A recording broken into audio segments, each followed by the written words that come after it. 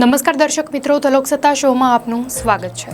22 April 2025ના રોજ જમ્મુ અને કાશ્મીરના પહેલગામમાં થયેલા આતંકવાદી હુમલા બાદ ભારતે પાકિસ્તાન સાથેની સિંધુ જળ સંધિ સ્થગિત કરી દીધી હતી, જે બાદ પાકિસ્તાન ચિંતિત થઈ ગયું અને કહેવા લાગ્યું કે આ યુદ્ધની સ્થિતિ છે અને આ માટે વિશ્વ બેંકને અપીલ કરવાની વાત શરૂ કરી। ત્યારે વિશ્વ બેંકે આ બાબતે પ્રતિક્રિયા આપી છે। ખાનગી પોર્ટલ સાથે વાત કરતા વર્લ્ડ બેંકના પ્રવક્તાએ જણાવ્યું હતું કે વર્લ્ડ બેંક મર્યાદિત વ્યાખ્યાયિત કામો માટે કરેલી સંધિ પર હસ્તાક્ષર કરનાર છે અને અમે ટ્રીટીના સભ્ય દેશો દ્વારા લેવામાં આવેલા સંધિ સંબંધિત સાર્વભૌમ નિર્ણયો પર અમારો અભિપ્રાય વ્યક્ત કરતા નથી।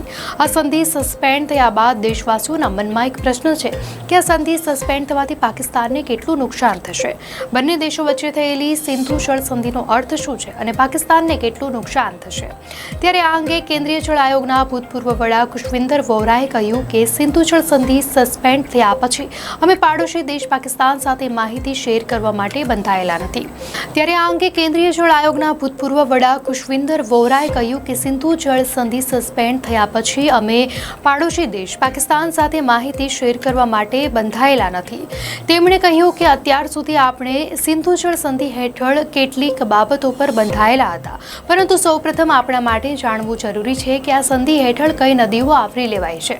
તેમણે કહ્યું કે આ સંધિમાં 6 નદીઓ છે, જેમાં રાવી, બિયાસ અને સતલજ, તેનું બધું પાણી ભારત માટે છે। આ ઉપરાંત સિંધુ, જેલમ અને ચિનાબનું મોટાભાગનું પાણી પાકિસ્તાન માટે છે। તેમણે વધુમાં જણાવ્યું કે આ સંધિ 1960માં થઈ હતી, જેમાં કેટલીક જવાબદારીઓ હતી, પરંતુ સંધિ સસ્પેન્ડ થયા બાદ હવે કોઈ જવાબદારી નથી। હવે સસ્પેન્શન પછી ડેટા શેર કરવાની જરૂર નહીં રહે।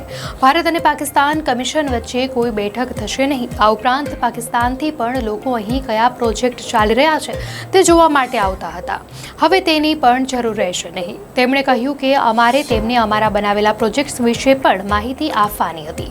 પાકિસ્તાન સામાન્ય રીતે આપણા પ્રોજેક્ટ્સમાં ખામીઓ કાઢતું, પરંતુ હવે તે માહિતી શેર કરવાની જરૂર નહીં રહે। ચોમાસા દરમિયાન ભારત સિંધુ નદી પ્રણાલીમાં પૂરની પરિસ્થિતિ અંગે પાકિસ્તાનને કોઈ અપડેટ નહીં આપે। મને લાગે છે કે જ્યાં સુધી આ સિંધુ જળ સંધિ સ્થગિત રહેશે ત્યાં સુધી પાકિસ્તાનને સમસ્યાઓનો સામનો કરવો પડશે।